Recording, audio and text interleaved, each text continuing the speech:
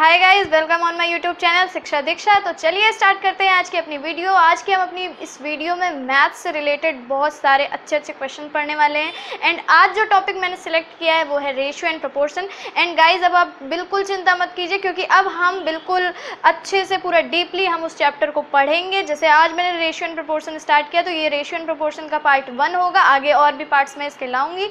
बाकायदा सारे क्वेश्चन जो CGL में पूछे गए हैं या LDC में पूछे गए हैं, जिस भी एग्जाम्स में पूछे गए इस चैप्टर के, वो सारे हम लोग करेंगे, सॉल्व करेंगे। इजी से इजी ट्रिक्स से भी पढ़ेंगे एंड बेसिक कॉन्सेप्ट्स से भी पढ़ेंगे। तो जैसा जो क्वेश्चन इजी होगा लगाने के लिए हम उसको उसी तरीके तैयार किया जाएगा, बताया जाएगा। तो गाइज, इस चैनल को सब्सक्राइब कर लीजिए अभी तक अगर आपने सब्सक्राइब नहीं किया है, और हाँ, बेल आइकन को प्रेस कर लीजिए अगर आपने बेल आइकन को भी प्रेस नहीं किया। तो चलिए स्टार्ट करते हैं आज की अपनी ये वीडियो। तो देखिए, जैसा अभी मैंने बताया, आज मैंने जो टॉपिक मैंने चूज़ किया है वो है रेशियो एंड प्रोपोर्शन। तो LDC का एग्ज़ाम 4 से स्टार्ट है, यानी CHSL का। तो जिसका भी होगा वो उसके में ये चैप्टर ज़रूर आएगा। एक क्वेश्चन या 2 क्वेश्चन इस चैप्टर का ज़रूर आता है, रेशियो एंड प्रोपोर्शन का। तो गाइस, चलिए इस चैप्टर को अच्छे से पढ़ते हैं। यहाँ पे एक और चीज़ आपको देखिए, इसका हिंदी नेम समानुपात और अनुपात। तो आपको इससे हिंदी इंग्लिश में मुझे नहीं लगता है कि ये छोटी मोटी चीज़ों में कोई प्रॉब्लम होगी, बट मैंने बता दिया। तो चलिए अब देखिए, यहाँ मैंने कुछ यहाँ पे पॉइंट्स लिख दिए हैं। ये पॉइंट्स हैं, अभी क्वेश्चन नहीं है, क्वेश्चन हम बाद में बताएंगे। लेकिन यहाँ पे कुछ चीज़ें ऐसी जो आपको चैप्टर से पहले इन चीज़ों के बारे में पता होना चाहिए, वो मैंने यहाँ पर लिख दिया है। तो देखिए, अगर बाई चांस आपके पास ऐसा कोई क्वेश्चन आता है 2a = 3b, और यहाँ अगर आपसे इसका रेशियो पूछा जाए तो बहुत ही इजी तरीका है। अगर कभी भी आपको जब भी कोई नंबर है वो किसी अल्फ़ाबेटिक ऑर्डर के साथ, या कोई भी आपका x दिया हो, यहाँ पे कुछ भी दिया हो, इसके साथ अगर मल्टीप्लाई में दिख रहा है और तब आपसे रेशियो पूछता है, तो बस आपको कुछ नहीं करना है, या आपको रेशियो अपोजिट कर देना है। यानी अगर आपसे a/b का रेशियो पूछा जाए, यानी A/B, तो आप डायरेक्टली लिख सकते हैं 3:2, यानी A के साथ 3 और B के साथ 2, क्योंकि यहाँ पे मल्टीप्लाई में है इसलिए रेशियो क्या हो जाएंगे, चेंज हो जाएंगे। ये चीज़ आपको माइंड में रखनी है। ये सिर्फ छोटी छोटी चीज़ें हैं जो अभी मैं स्टार्टिंग में बता रही हूँ, आगे हम लोग क्वेश्चन करेंगे। तो देखिए, अब जैसे अगर यहाँ पे कभी आपके पास इस टाइप का कोई क्वेश्चन आता है जिसमें अपॉन में आपका नंबर दिया हुआ है, इसमें अगर आपसे पूछता है कि रेशियो कैसे निकाला जाएगा, तो इसका रेशियो देखिए, बस कुछ नहीं, अगर आपको अपॉन में दिया गया है तो रेशियो बिल्कुल वही होगा। यानी कि अगर हम यहाँ पे A/B की बात करें तो यहाँ A/B होगा 2:3। A के अपॉन में था 2 और B के अपॉन में था 3, इसलिए A/B आ गया 2:3। तो आपने देख लिया कैसे इनटू में, और अगर डिवीज़न में दिया गया है तो उसके रेशियो निकालते हैं। अब देखिए, यहाँ पे इन दोनों का मिला हुआ एक जॉइंट क्वेश्चन दे दिया गया है, यानी 2a/3 3b/5, यानी मल्टीप्लाई में है और अपॉन में भी लिख दिया गया है। तो आप कंफ्यूज मत हो कि इसको कैसे किया जाएगा, बहुत ही सिंपल तरीका है।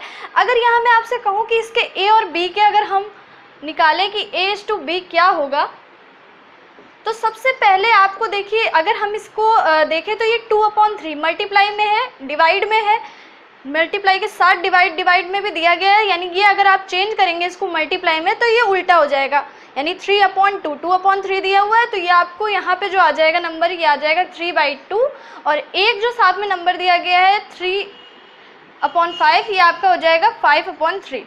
यहाँ पे आपने इसके A/B लिख लिया, A/B। अब देखिए, इसका एक छोटा सा तरीका है, इस तरीके आप इसको अगर लिख देंगे तो ऐसे नहीं सॉल्व किया जाएगा। आपको इसको बाकायदा, क्योंकि ये अभी फ्रैक्शन में है एंड आपको रेशियो चाहिए, तो इस तरीके का रेशियो अगर हमें आ जाए तो हमें क्या करना पड़ेगा। देखिए, सिंपल सी बात, अपॉन में आपको 2 और 3 दिख रहा है, तो हमें कोई ऐसा नंबर रखना होता है जिससे ये जो नंबर है आपके वो कट जाए, यानी कि आपको वैल्यू जो है वो फ्रैक्शन में ना मिले। तो गाइस, सबसे पहली चीज़, आप इसका LCM ले लीजिए। तो 2 और 3 का अगर हम LCM लेंगे तो हमारा LCM आएगा 6। तो यहाँ जब हम LCM लेंगे तो देखिए 6, इन दोनों का अगर LCM लिया तो आया 6। तो यहाँ पे हम दोनों नंबरों का 6 से मल्टीप्लाई करा देते हैं, क्योंकि अब हमको इस नंबर को फ्रैक्शन में नहीं रखना है। अब देखिए 5/3, यहाँ भी हमने 6 का मल्टीप्लाई करा दिया, 2 से 6 को कट किया 3 टाइम, 3 से 6 को 2 टाइम, तो यहाँ पे आपका इसका रेशियो आ गया 3 × 3 यानी 9, और 5 × 2 यानी कि 10, 9:10। तो ये आ गया इसका रेशियो। तो इस तरीके का अगर कोई भी क्वेश्चन आएगा तो आप उसको सॉल्व कर सकते हैं। पहले आप इसको चेंज कर लीजिए और उसके बाद आप इसका एलसीएम ले करके इसको सॉल्व कर सकते हैं, तो आपका रेशियो आराम से निकल जाएगा। अब देखिए यहाँ पे मैंने 2 फॉर्मूले लिखे हुए हैं जो बहुत ही इंपॉर्टेंट है, इससे रिलेटेड भी क्वेश्चन आता है। अगर आपको ये फॉर्मूला नहीं पता होगा तो आपको प्रॉब्लम होगी। तो देखिए कभी कभी पूछता है कुछ नंबर्स को देखे कि इनका तृतीयानुपाती निकालिए या इनका मध्यानुपाती निकालिए, यानी कि थर्ड प्रोपोर्शनल या मिड प्रोपोर्शनल, इस टाइप से क्वेश्चन पूछता है। तो इस टाइप के क्वेश्चन को जब भी कभी आपसे तृतीयानुपाती बोलेगा तो आपके पास एक फॉर्मूला है b²/a, और जब भी आपसे मध्यानुपाती निकालने को बोलेगा तो आपके पास फॉर्मूला है √a/b। अब ये किस तरीके से पूछेगा, क्वेश्चन किस टाइप से आएगा, इसको भी हम जल्दी जल्दी देख लेते हैं। उसके बाद हम बाकायदा क्वेश्चन सॉल्व करेंगे, और अगर बीच में बाई चांस कोई फॉर्मूला आया तो मैं उसको बीच में ही क्लियर कर दूंगी। तो देखिए यहाँ आपका b² आया।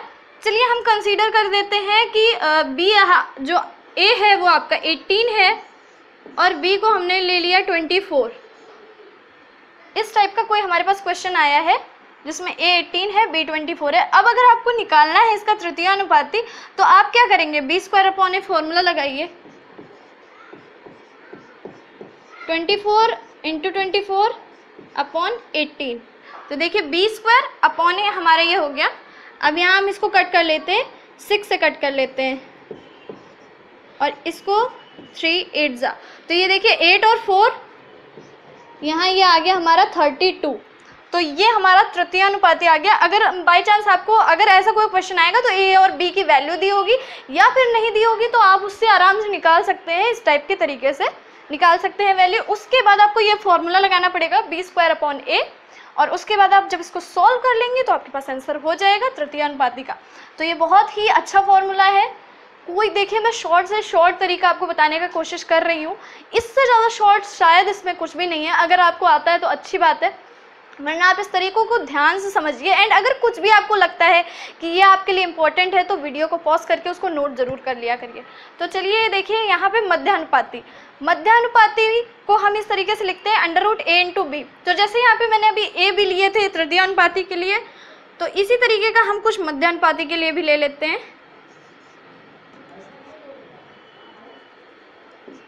यहाँ पे भी हम a और b की कोई वैल्यू ले लेते हैं।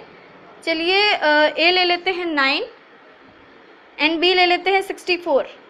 मैंने कुछ इस टाइप का लिया है जिसका हम जो अंडर रूट है वो आराम से निकाल सके, और वैल्यू भी आपकी कुछ इसी टाइप की आएगी, ज़्यादा बड़ी नहीं आएगी, आप आराम से उसका जो रूट है वो निकाल पाएंगे अंडर रूट। तो देखिए यहाँ पे a 9 ले लिया है, b 64 ले लिया है, तो √a/b है, यानी कि √9 × 64 है। तो आप जानते हैं 9 होता है 3 का अगर आप स्क्वायर करते हैं तो 9 हो जाता है, तो इसका रूट निकलेगा 3 और 64 का निकल आया 8, तो ये 3 8 जा 24। तो इस तरीके आपका मध्यानुपाती भी निकल आया।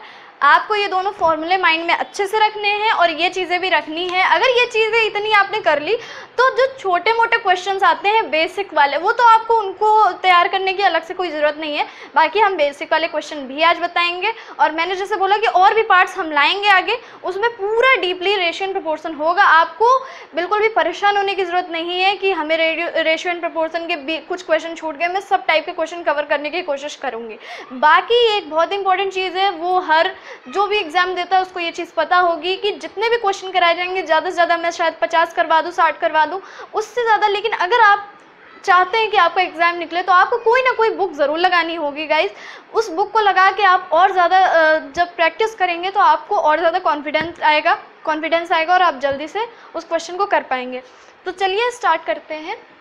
मैं जल्दी से और क्वेश्चन लिखती हूँ।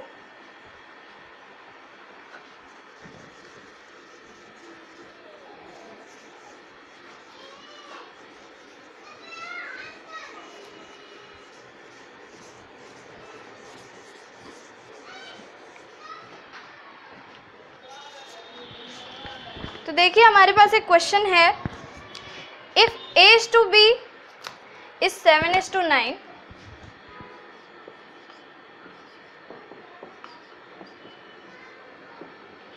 if a/b is equal to 7:9, then b/c and b/c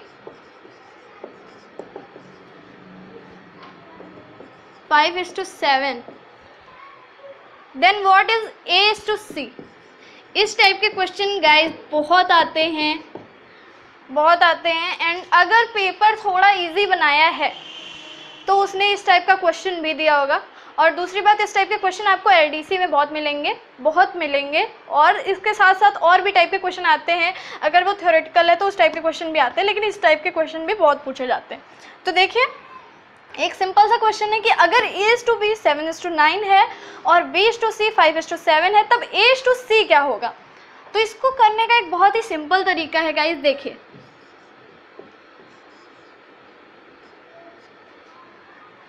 देखिए यहाँ पे हमें ये दिया गया है 7:9। अब हमें दिया गया है B/C 5:7। अच्छा, अब आप एक बात देखिए, ध्यान से गौर करिए। यहाँ पे ये जो आपका है A/B बराबर 7:9, तो आपका A तो यहाँ पे 7 हो गया, B जो है आपका वो 9 है, लेकिन यहाँ पे जो B/C दिया गया है वो 5:7 है।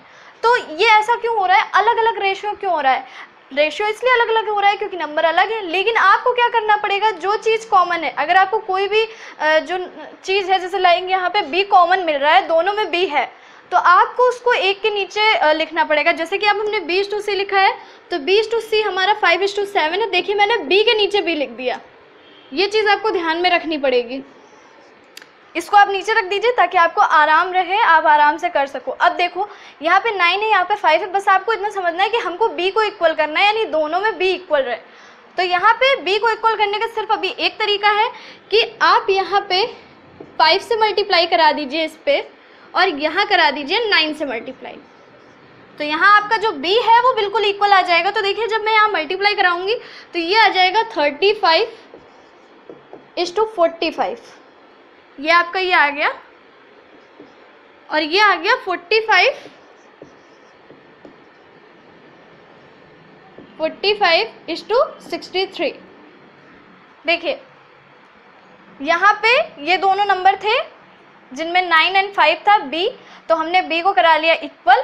अब B को इक्वल कराने का एक तरीका था, 5 का हमने इधर मल्टीप्लाई करा दिया और 9 का हमने इधर मल्टीप्लाई करा दिया।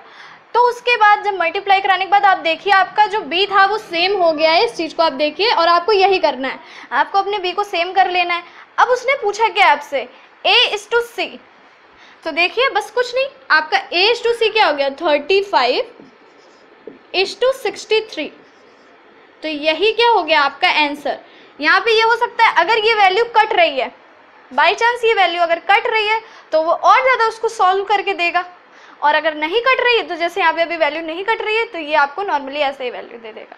तो यहाँ आप इस तरीके का क्वेश्चन अगर आता है तो आराम से कर सकते हैं। अब आगे हम और क्वेश्चंस को देख लेते हैं।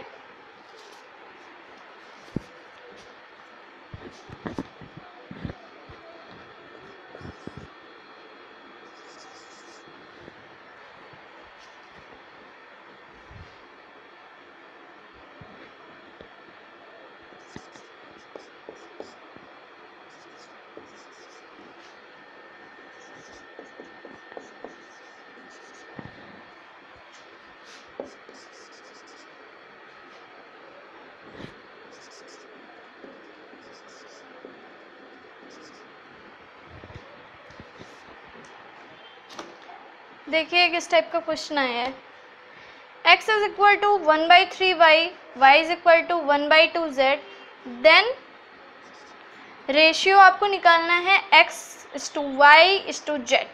तो यहाँ पर आपको देखिए, आप एक चीज़ देखिए, ये जो है आपको इस तरीके दिया गया, यानी x is equal to 1/3y, y is equal to 1/2z। तब ये पूछ रहा है कि x:y:z की वैल्यू क्या है। तो बस एक हम क्या करें, इस पर एक सिंपल सा तरीका करते हैं। देखिए सबसे पहले ऐसा करिए कि यहाँ पे ये जो अपॉन में 3 है इसको इधर ले जाइए, 3x is equal to y हो जाएगा, या 1y, आप कुछ भी लिख सकते हैं, 3x is equal to 1y या y। इससे क्या होगा, आपका रेशियो आराम से निकल आएगा। तो देखिए मैंने अभी आपको फर्स्ट पॉइंट जो बताया था यहाँ पे उसका यूज़ हो रहा है। मैंने बताया था कि मल्टीप्लाई में जब भी कोई नंबर आएगा देन अगर आपको उसका रेशियो निकालना है तो क्या होता है, जैसे अगर हम यहाँ पे x और y का रेशियो निकालें तो अब हमारा रेशियो आ जाएगा 1:3। ये पहला पॉइंट है जो मैंने आपको बताया था कि क्या हो जाता है कि ये जो आपके नंबर हैं ये चेंज हो जाते हैं, इंटरचेंज हो जाते हैं आपस में। जो रेशियो है यानी x का हो जाएगा 1, y का हो जाएगा 3, क्योंकि अपॉन में आ जाता है इसलिए। अब देखिए यहाँ पे आपका ये दूसरी जो इक्वेशन टाइप की बन रही है इसको हम देख लेते हैं। y is equal to 1/2z था, तो अगर हम इसको सॉल्व करेंगे तो ये क्या हमारा बन जाएगा 2y is equal to 1z, ऐसे लिख सकते हैं। तो यहाँ पे हमारा y और z का रेशियो क्या बन गया 1:2। ये देखिए अभी तो मैं बेसिकली आपको बता रही हूँ एक एक स्टेप करके, लेकिन अगर जब आपको आता होगा आप डायरेक्टली कर देंगे। ये सारे स्टेप आपको मन में ही कैलकुलेट कर लेने हैं जल्दी से, अगर आप कर सकते हैं तो इनके लिए बस एक चाहिए कि आप लंबी इसकी बहुत ज़्यादा प्रैक्टिस करें। तो देखिए यहाँ पे हमारी एक्स वाई और वाई जेड का हमारा रेशियो निकल आया। अब ये देखना है कि एक्स वाई जेड कैसे निकालते हैं। तो देखिए मैंने अभी बताया था वाई वाई इसमें आपका कॉमन आ रहा है और मिल क्या रहा है आपको, यहाँ 3 मिल रहा है, यहाँ पे जो है आपका y आ रहा है 1। तो यहाँ पे भी फिर वही चीज़ आ गई, आपको इक्वल कराना पड़ेगा। हम जो चीज़ हमें कॉमन मिल रही है वो साथ साथ लिख लेंगे। तो यानी यहाँ पे 1 आपका कॉमन y कॉमन था तो हमने यहाँ पे लिख लिया। अब देखिए आपको यहाँ पे कुछ नहीं करना है, इसको इक्वल करना है। तो ये जो है ये तो 3 है, बस आपको क्या करना है यहाँ पे आप मल्टीप्लाई करा दीजिए 3 का, और यहाँ समझ लीजिए 1 का मल्टीप्लाई हो गया, यहाँ कोई आपको वो नहीं है। तो देखिए यहाँ पे हमें क्या मिल गया 1:3, ये तो यही रहेगा। ये जो है आपका चेंज हो जाएगा 3:6 हो जाएगा। तो मैं इसको यहाँ लिख देती हूँ। अब देखिए आपसे पूछ रहा है एक्स वाई जेड, तो यहाँ x का जो रेशियो है वो तो 1 था, y का हमारे पास 3 आ गया और z का रेशियो आ गया 6, और यही हो गया हमारा आंसर। आई होप कि आप लोगों को समझ में आया होगा। ये क्वेश्चन बहुत ही इजी था, बस मैंने थोड़ा सा इसको स्टेप बाय स्टेप समझाया है, क्योंकि जो बाय चांस पहली बार पढ़ेगा उसको भी अच्छे से समझ में आ जाए। तो दोबारा से मैं इसको क्लियर कर देती हूँ। x is equal to 1/3y, y is equal to 1/2z। Then इसने पूछा कि value of x is to y is to z, तो यहाँ पर हमने इसको पूरा सॉल्व कर लिया है। 3x is equal to 1y, x is to y की वैल्यू आ गई यहाँ पे, 2y is equal to 1z, इससे हमने निकाल लिया। यहाँ पे भी हमने y इज टू z की वैल्यू निकाली। उसके बाद जैसे मैंने बताया था इक्वल करके, फिर उसके बाद हमने x is to y is to z निकाल लिया पूरा। तो अब मैं आपको बाकी की जितनी चीज़ें हैं वो नेक्स्ट वीडियो में कंटिन्यू करूँगी। ये वीडियो आपको कैसी लगी? बहुत सारे क्वेश्चन हैं गाइस जो भी बाकी हैं। ये बिल्कुल बेसिक था, बट बेसिक पढ़ाना भी ज़रूरी था, और वीडियो बहुत ज़्यादा लंबी भी नहीं कर सकते। तो बाकी के जो है जितने भी क्वेश्चन वो अब हम दूसरे पार्ट में कराएंगे। दूसरे पार्ट में आपको ये सारी चीज़ें जो मैंने बताया था वो आगे बताने की ज़रूरत नहीं है, बस मैं जल्दी से रिमाइंड कर दूंगी। बस हम क्वेश्चन से स्टार्ट करेंगे और कोशिश करेंगे जितने ज़्यादा से ज़्यादा क्वेश्चन इस चैप्टर में के हो जाएँ उतना ही बेटर है। और उसके साथ साथ सेट के भी क्वेश्चन लगवाएंगे, जो भी क्वेश्चन आया हुआ है लाइक CGL में, LDC में, और भी किसी एग्ज़ाम में, बैंकिंग का हो, किसी का भी हो, अगर वो क्वेश्चन आया हुआ है तो बस वो आपसे छूटे ना, मेरा एम यही है। तो गाइज़ इसी तरीके पढ़ाई करिए। आपसे अगर कोई क्वेश्चन उस टॉपिक का आ रहा है, अगर आपने पढ़ा है तो वो क्वेश्चन आपका छूटे ना। अगर आपने एक टॉपिक भी तैयार किया है, बाई चांस आप पेपर देने जा रहे हैं, मेरी एक यही रिक्वेस्ट है, अगर आप पेपर देने जा रहे हैं, मान लीजिए आपने बहुत ज़्यादा पढ़ाई आप नहीं कर पाए, या अभी आपने कोचिंग वगैरह, इंस्टीट्यूट वगैरह से अभी पढ़ाई की है, या फिर आपने अभी बुक्स से पढ़ा है, ज़्यादा कुछ आप नहीं पढ़ पाए, अभी आप बाई चांस 3-4 टॉपिक ही पढ़ के गए हैं या पढ़ पाए हैं, तो मेरी आपसे यही गुजारिश है, पहले अपने उन टॉपिक को एकदम स्ट्रॉन्ग कर लीजिए, उनको इतना अच्छा तैयार कर लीजिए कि अगर उस टॉपिक का कोई क्वेश्चन आपके पास आया है तो वो आपसे ना छूटे। ये आपका एक सबसे बड़ा एडवांटेज होगा। तो बस इसी बात के साथ आज की ये वीडियो हम यहीं पे एंड करते हैं। नेक्स्ट वीडियो जल्दी से लाएंगे। आज मुझे कमेंट में ज़रूर बताइएगा कि वीडियो आपको कैसी लगी। वीडियो को लाइक करना मत भूलिएगा। तो चलिए मिलते हैं अपने नेक्स्ट वीडियो में, तब तक के लिए bye bye and take care.